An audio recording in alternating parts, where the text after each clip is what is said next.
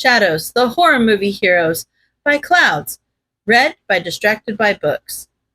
Chapter 8. Rumors. I just wish Katsuki would leave me alone, Izuku groaned as Hitoshi helped him bandage yet another burn. It's like the more I work on stealth, the more he thinks I'm just ignoring him or looking down on him. I can avoid him for a while, but that just makes it worse when he finally catches you. Hitoshi nodded. Yeah, my bullies are the same way. I wonder, Izuku looked up, do you have a way to stop it? Hitoshi shrugged. Maybe. Remember when we first met and all my bullies thought you were some kind of villain backup coming to help me? Izuku nodded. It made them run away. And they stopped bothering me at school for a few weeks. Hitoshi added, so what would happen if we do that again, but like intentionally this time? I tell my bullies you're scarier than I am, and you tell yours that I'm scarier than you are. So they leave us both alone so the other one doesn't get angry or whatever. Think that would work? Maybe not on Kachan, but it's still worth it to get rid of everyone else, Izuku muttered thoughtfully, if we can start the right rumors. Hitoshi smiled. Then maybe we can finally get some peace.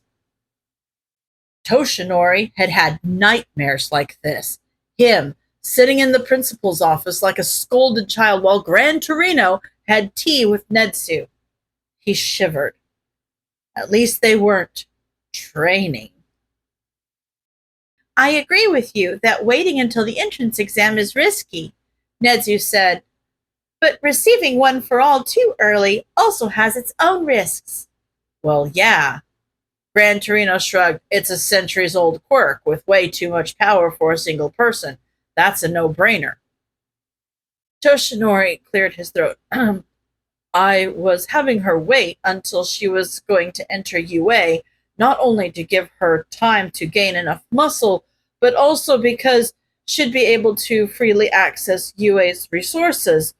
For example, Recovery Girl, if she did get injured. Gran Torino gave him a withering look. You can just call her, you know.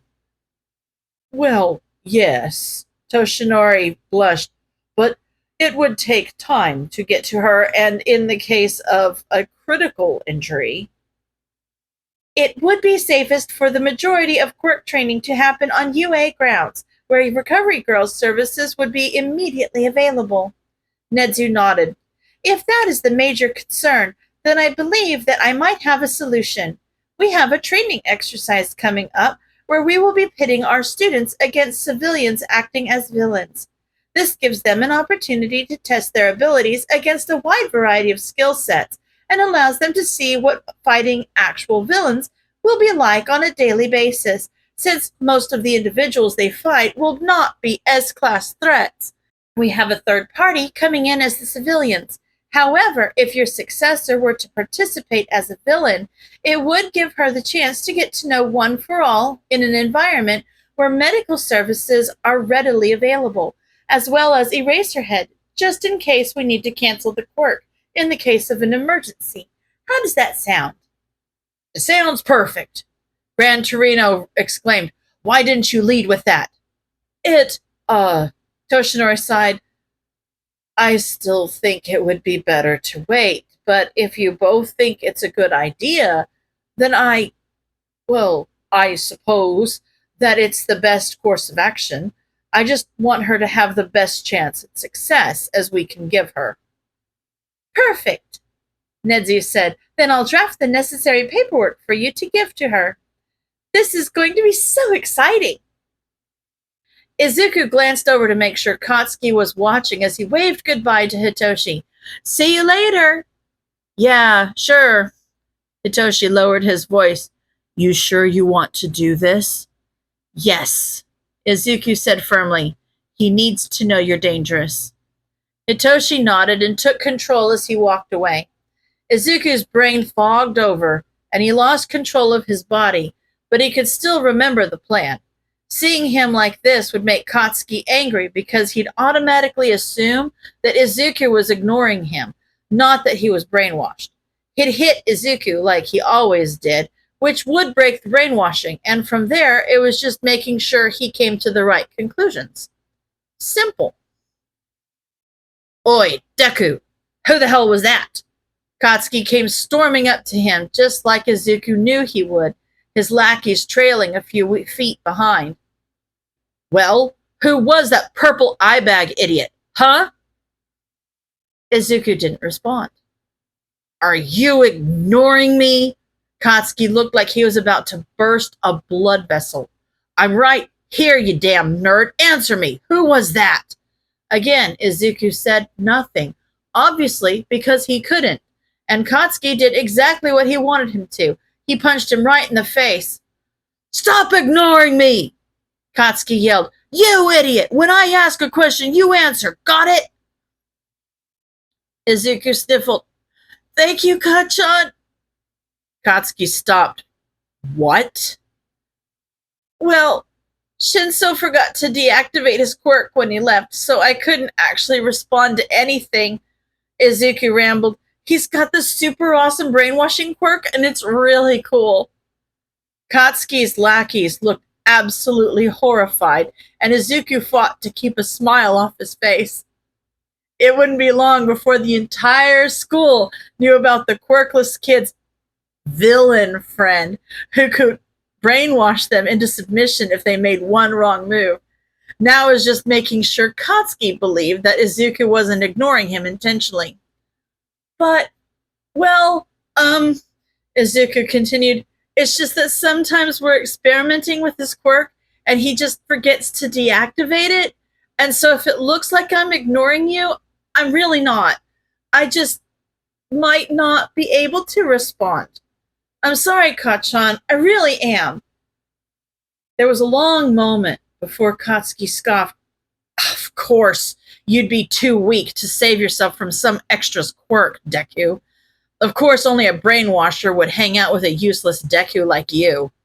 He stalked away, his lackeys following with one last glance over their shoulders, and Izuku melted in relief. You can come out now. They're gone. Hitoshi rounded the corner, glaring in the direction Katsuki had walked. Are you sure you don't want me to brainwash him into doing something embarrassing? Izuku shook his head. The important thing is that he leaves me alone. And now that we've thrown some doubt onto his theory that I'm intentionally ignoring him, it'll be a while before he finds something else to be mad at. Thank you so much, Hitoshi. Hitoshi shrugged. It's whatever. Do you have the notebook I asked for? Izuku nodded and dug around in his backpack before handing it to him. This will be enough, right? Hitoshi smirked as he flipped through the pages. Oh, this will be more than enough. This is going to be great. Hitoshi usually didn't intentionally go where his bullies hung out, but today was an exception. He had the notebook bent and stuffed into his pocket, ready to fall out the minute things got physical. Now to get his bullies to take the bait. Hey, villain, get out of here. Hitoshi bit back a smile as his bullies saw him. He just continued on like he didn't hear them, but he was walking slowly enough. It didn't take much time for them to catch up. What are you doing here, brainwasher? The ringleader spat. Are you looking for a beating? Hitoshi just looked at the floor and kept walking until the ringleader shoved him, making him stumble just hard enough to knock Izuku's notebook to the floor. Bingo. He was shoved against the wall as the ringleader kept shouting some nonsense or other at him, but that wasn't the guy he was most interested in. No, that was the one who had just picked up the notebook and was flipping through it, mild terror growing more intense with every page. Guys, I think you need to see this. The ringleader let go of Hitoshi as the whole group huddled around the notebook. What the frick? Is this about us? Did you make this, you damn villain? No, Hitoshi answered honestly. My friend Midoriya did. I didn't tell him that much about you, but he managed to find out where I lived after only meeting me once, so I'm sure There's more in there. I haven't read it yet. Sorry. The ringleader's eyes widened and he shoved the notebook at one of the other bullies. You got a fire quirk. Burn it. He turned to Hitoshi. You keep that freak away from us, you hear? I'm sorry, Hitoshi said with false sincerity, but I can't control him. The ringleader went pale. But you're a brainwasher. You can't. Hitoshi shrugged. I don't want to get on his bad side, and I'm sure you don't either. Well, see you at school. He walked away as the bullies trembled behind him and couldn't hold back a small smile. School was going to be a lot more enjoyable after this. End of chapter.